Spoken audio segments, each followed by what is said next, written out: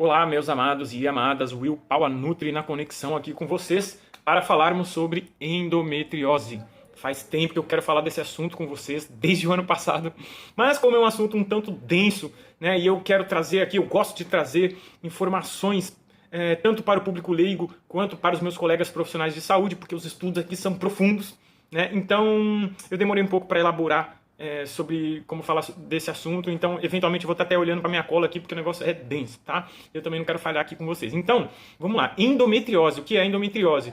É uma desordem crônica associada à dor severa, tá? Os sintomas são dor pélvica crônica, dor durante a menstruação ou na relação sexual, na evacuação e na micção, infertilidade, distensão abdominal, náusea, fadiga e às vezes depressão e ansiedade. Tá? Essa desordem afeta 10% das mulheres em idade reprodutiva.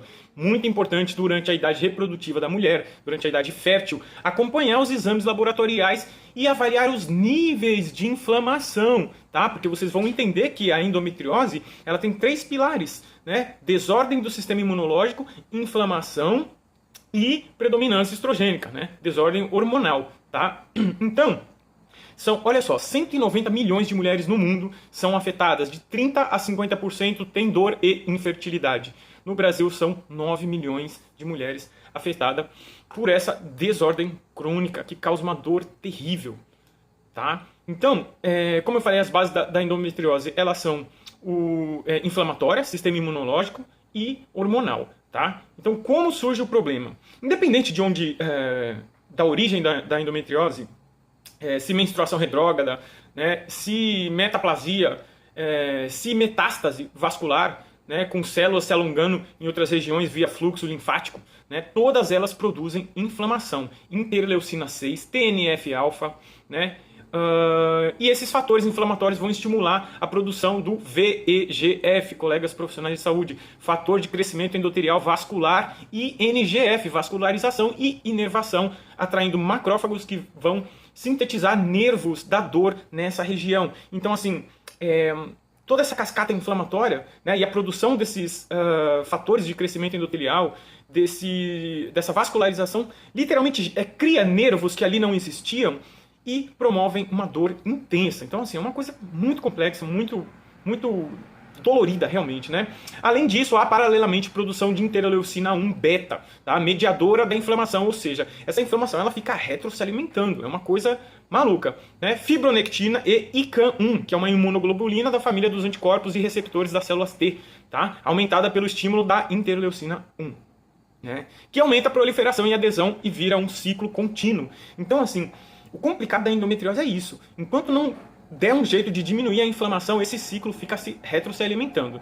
O fato de 90% das mulheres terem menstruação retrógrada e apenas 10% desenvolver endometriose é que se a produção de interleucina 6 for muito elevada, acaba bloqueando a atividade das células natural killer, que junto dos macrófagos eliminariam as células do tecido endometrial que estão fora do seu local. Né? Então o excesso de interleucina 6, né, que é uma interleucina que acaba sendo pró-inflamatória em excesso, bloqueia a ação das células natural killer. Né? Então, visto que o objetivo da célula endometrial afetada é fazer com que a doença se retroalimente, ela vai determinar todas as condições para o aumento da produção de estradiol, reduzindo a enzima HDS17-beta-2, enzima que reduz o estradiol, né? O aumento da aromatase, aumento da proteína STAR, aumento dos receptores estrogênicos e redução dos receptores de progesterona. Tá? Então, a gente tem que cuidar da inflamação, é crucial reduzir a inflamação, tá? Qual a influência? Olha só, hoje já se sabe, né, sobre a influência do intestino, né, do microbioma intestinal. Então, assim, todos os microbiomas estão interligados, tá? O microbioma oral, ovariano, uterino, vaginal e intestinal. Mas é no intestino, através do estroboloma, que é controlado o equilíbrio do estrogênio, tá? Quando existe uma disbiose, acontece o aumento da enzima beta-glucuronidase, que faz a desconjugação do radical marcado na fase 1 e 2 de detox, tá? E esse hormônio que deveria sair nas fezes, né, volta a ser estrona e estradiol e é reabsorvido pela via enterohepática, aumentando a carga total de estrogênio. Então, recapitulando, na fase de detoxificação, o fígado ele marca os hormônios que vão ser eliminados nas fezes, tá? Porém, com excesso de inflamação, acaba ocorrendo uma desconjugação dessa marcação, né? E esse estrogênio acaba sendo reabsorvido, né? Volta a ser estrona e volta a ser absorvido, aumentando a carga total de estrogênio, né? E essa reabsorção está associada a risco aumentado de endometriose, câncer de ovário, síndrome do ovário policístico, câncer de mama, câncer do endométrio e hiperplasia endometrial. E aí a gente descobre que as progestinas, ou seja, a progesterona sintética, altera significativamente a microbiota intestinal, tá? Diminuindo lactobacilos e aumentando o Fusiobacterium, tá? Em um estudo, 64% das mulheres do grupo tinham infiltração de Fusiobacterium no endométrio. Tá? E mais, os anticoncepcionais via oral têm atividade de quebra das tight junction, as junções apertadas do intestino, né? E que altera a ligação entre caudina, ocludina e isonulina, aumentando a permeabilidade intestinal, né? Que ativa a resposta imunológica inflamatória, que altera a microbiota, que desconjuga mais hormônio e volta estrogênio para a circulação. E, de novo, os três pilares vão se retroalimentando, né? Inflamação, desordem imunológica e hormonal, né? Porém, devo dizer, a gente deve ressaltar aqui, um outro estudo mostrou que, porém, né, após a intervenção cirúrgica, o uso de progestina no pós-operatório teve apenas 2% de reincidência de casos contra 29% das 2.030 mulheres consultadas, tá? Só não vai se usar o bloqueador hormonal para as mulheres que querem engravidar, né? Essas vão usar essa janela pós-operatória para tentar engravidar. Falando um pouco assim sobre tratamento, né? Olha só que dado interessante. Nem sempre um diagnóstico de endometriose profunda, ou seja, de 5 milímetros, é necessário cirurgia, né? Mas quando se é diagnosticado uma endometriose profunda, eles vão direto para a cirurgia. Às vezes uma lesão mais extensa, ela é mais grave do que a mais profunda. Tá? Então, isso é algo para se ter muita atenção. Você for diagnosticada com endometriose, busca saber se essa endometriose é profunda, né? Ou se ela é uma endometriose mais simples e não é extensa. Se ela for extensa, aí já é um pouco mais complicado, talvez precise da cirurgia, né? Mas se ela for só profunda, a probabilidade de não precisar da cirurgia é grande. Tá? É interessante tentar o tratamento. A endometriose é uma doença hormonal, inflamatória e imunológica. Tá? E a cirurgia, olha só, a cirurgia ela não altera a codificação que está na célula. Se você fizer a cirurgia, tirar lá o tecido, ele volta. Por que ele volta? Porque a informação está na célula. Então você tem que mudar a informação que está sendo emitida pelas células, tá? E isso você faz mudando os seus hábitos alimentares, né? Então, as principais doenças de saúde da mulher estão diretamente conectadas com o intestino. Isso mostra que não dá para fazer o tratamento de uma paciente com endometriose somente indo no ginecologista, tá? Tem que estar associado com a alimentação, né? Daí vale lembrar que quem faz a dietoterapia é o nutricionista, o profissional de saúde que cuida da alimentação. Temos que também associar para essa paciente, né, talvez a hormonioterapia bioidêntica, e quem faz isso é o profissional de endocrinologia. Tá?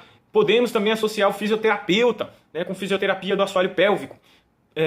Podemos pensar também na abordagem psicológica. Quem faz isso é o profissional da área da psicologia. Tá? Então é cercar o paciente de todo lado para a gente amenizar esse quadro que pode causar aí depressão, enfim, um desânimo muito severo na vida da pessoa, né? Bom, quando a gente fala em prevenção, obviamente, a gente pensa em alimentação. É onde tudo começa, gente. Então, assim, ó, olha só as coisas que eu vou falar aqui. Carboximetilcelulose, polissorbato 80, maltitol, sorbitol, xilitol, maltodextrina e todo tipo esses adoçantes artificiais, os antiumectantes, conservantes, saborizantes utilizados nos ultraprocessados, causam reações alérgicas, processo inflamatório severo e disbiose e muito mais. Tá? Então, ultraprocessados, meus amados e amadas, parem de comer essas coisas ultraprocessadas. Tá? Se for consumir produto alimentício, consuma aqueles que eu indico sempre aqui, tá? Produtos limpos, sem conservantes, sem nada sintético, químico, tá? E, obviamente, eventualmente, né? Agora, olha só, presta atenção aqui, falando ainda em alimentação. O excesso do consumo de grãos ricos em antinutrientes, deixando as células desnutridas e pobres, tá? O glúten, aumentando ali a permeabilidade intestinal, né? Deteriorando a tight junction, tá? Aumentando a permeabilidade intestinal por conta do peso molecular da proteína glúten, tá? Então, Isso acaba gerando mais reação alérgica inflamatória. O excesso de amido, né? É amido no café da manhã, amido no almoço, amido no café da tarde, amido na janta. Gente, a glicose vai lá em cima, a insulina também vai lá em cima, e isso gera inflamação. Quanto mais inflamação, de onde vem a inflamação? Como que ela acontece? Interleucinas pró-inflamatórias, interleucina 1, interleucina 6, né? E muitas outras. Então, esse quadro inflamatório severo é que vai dar início, né, a uma endometriose também. Então, o excesso de grãos, fontes de amido, o excesso de raízes, fontes de amido. O ser humano não foi feito para comer amido. Eu já estou cansado de falar isso aqui nos meus vídeos, tá? Então, cuidado com o excesso do consumo de amido. Pensando ainda nos veganos crudívoros, né, o consumo excessivo de óleo isolado, tá, também gera inflamação. Consumo excessivo de castanhas, né? Enfim, resumindo, meus amados e amadas, inflamação, né? De onde vem essa inflamação? Reação alérgica por produtos químicos de ultraprocessados. Reação pró-inflamatória por conta do excesso de insulina tentando conter a glicose no sangue por conta do excesso de amido, tá? Né? E aí, proteínas que não são próprias para o ser humano, causando ali uma hiperpermeabilidade intestinal, gerando reação imunológica agressiva, severa e pró-inflamatória, e obviamente que tudo isso vai causar um desequilíbrio hormonal, porque as glândulas que produzem esses hormônios vão estar também inflamadas, porque se inflama uma região, inflama tudo, a inflamação ela é sistêmica, e isso faz perpetuar o quadro de endometriose. Então, a principal ação contra a endometriose, né, é atenuar a inflamação. Prevenção, atenuar a inflamação. Alimentação anti-inflamatória baseada em comida de verdade, frutas e vegetais crus, tá? Que é comida feita para ser humano. Né? Então, meus amados e amadas, desculpe se esse vídeo ficou muito denso e muito longo, mas é um assunto extremamente complexo e eu não abordei aqui, mas nem 0,5% da coisa. Tá? É muito mais complexo.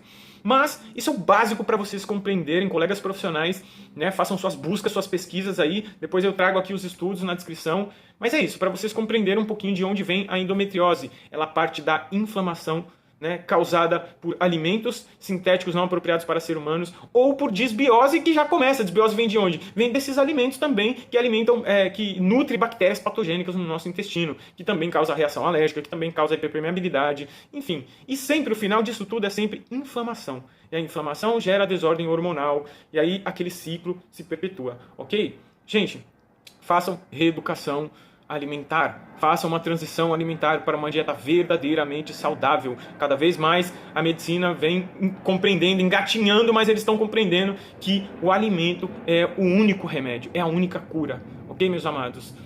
Se você precisa de ajuda nesse ponto, né, eu, Will Paula, Nutri, te ajudo, me chama, marque uma consulta, tá bom? Gratidão por escutarem até aqui. Compartilhe essas informações.